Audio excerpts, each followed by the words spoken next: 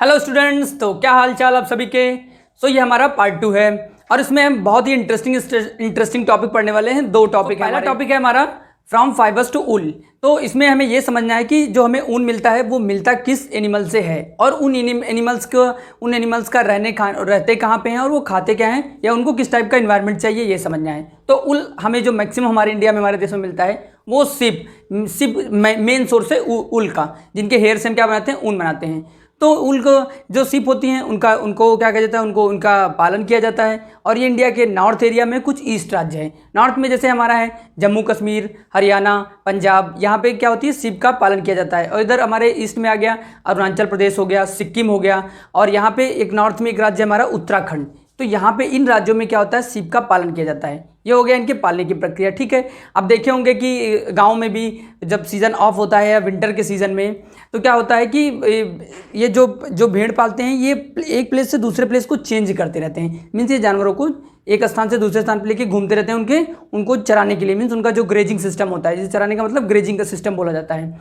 और ये इसका मतलब कंक्लूजन निकाले तो जो भेड़ होती हैं वो पेड़ पौधों की पत्तियां खाती हैं। मीन्स हार्बीवोरस की कैटेगरी में आती हैं, पहला इनका भोजन। और दूसरा ये कॉर्न खाती हैं, दालें, पल्सेस हो गया। तो ये चीज़ें हैं कि इनका ईटिंग सिस्टम हो गया और इनके पालने का सिस्टम। तो ये इनका यहाँ से क्या मिलेगा, अगर हमें भेड़ जो ऊन चाहिए वो ऊन हमें कहाँ से मिलता है, सिप की हेयर से। अब सिप को हमें क्या करना पड़ेगा, पालना पड़ेगा। उनके पालने के लिए भी एक प्रोसेस होता है, हमने ये समझ लीजिए।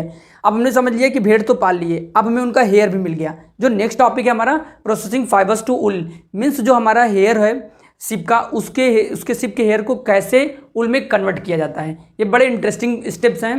पहला स्टेप ये होता है कि मान लीजिए आपके पास भेड़ है, उसकी हेयर भी बड़ी बड़ी हो गई हैं। मीन्स आपने तो क्या करेंगे, तो सबसे पहले क्या करेंगे, भेड़ की जो होती है हेयर की कटाई की जाती है। यहाँ पे एक बहुत इंटरेस्टिंग फैक्ट है, वो क्वेश्चन आप कमेंट सेक्शन में इसका आंसर दीजिएगा जरूर, कि जो भेड़ होती है उसके हेयर की कटाई किस मंथ में की जाती है और क्यों। ये बड़ा इंटरेस्टिंग फैक्ट है, क्योंकि पहला स्टेप ये है कि जो सिप होती है उसके हेयर की कटाई की जाएगी। ठीक है, अब हमने हेयर की कटाई तो कर ली। हमने एक टॉपिक अभी पिछले इसके पहले वाले टॉपिक में पढ़ा था कि जो सिप होती हैं वो स्थान स्थान पे घूमती रहती हैं।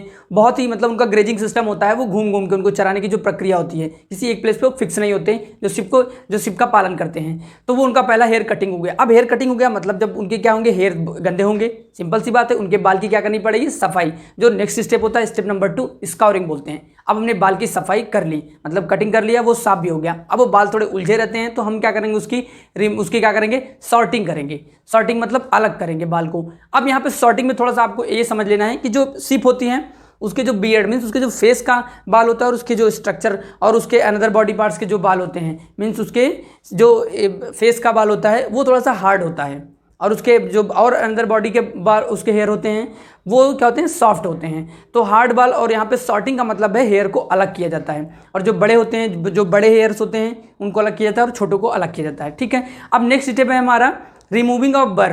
तो बर को यहाँ पर रिमूव करने का मतलब ये है कि जो बाल उलझे होते हैं या उसमें कुछ चिपका होता है या बहुत ज़्यादा ऐठे हुए होते हैं उनको छुड़ाया जाता है। वहाँ पे जो और कुछ अनदर सब्सटेंस फंस जाते हैं जो साफ सफाई करते वक्त नहीं निकलते हैं, तो वहाँ पे बर को निकाल दिया जाता है। ठीक है, अब हमारा क्या हुआ, पहला स्टेप हमने बाल की कटाई कर ली, सफाई कर ली, हमने सॉर्टिंग कर लिया, हमने बर को निकाल दिया। अब हम क्या करेंगे, बहुत सिंपल सा स्टेप है भाई। अब हम कलर करेंगे। हमें ऊल का पूरा स्ट्रक्चर मिल गया, अब हम उसको कलर कर लेंगे। मीन्स क्या करेंगे, हम डाइंग करेंगे। इस प्रोसेस को डाइंग बोलते हैं, क्योंकि मार्केट में किसी को पिंक कलर का स्वेटर चाहिए, किसी को ब्लैक कलर का चाहिए, किसी को रेड कलर का चाहिए, तो हम क्या करने वाले हैं, उसको डाइंग करेंगे। मीन्स उसको कलरिंग प्रोसेस कहते हैं। समझने के लिए एक माइंड मैप करिए, डाइंग से आप याद करेंगे तो नहीं याद होगा, बस उस डाइंग का ब्रैकेट में आप लिख लेंगे कि कलर, हमें कलरिंग करना है। तो ये प्रोसेस हो गया। ठीक, तो उसके बाद जब कलर हो गया तो अब हम क्या करेंगे, उसको रोलिंग करेंगे। रोलिंग करने का मतलब है ये जो कलरिंग प्रक्रिया है, ये रोलिंग है, या इसके पहले की जो प्रक्रिया है, इन सारे स्टेप में हम मशीनों का यूज करते हैं। पहले ये सारे काम यूजुअली हाथ से होते थे, अब मशीनों का प्रयोग किया जाता है।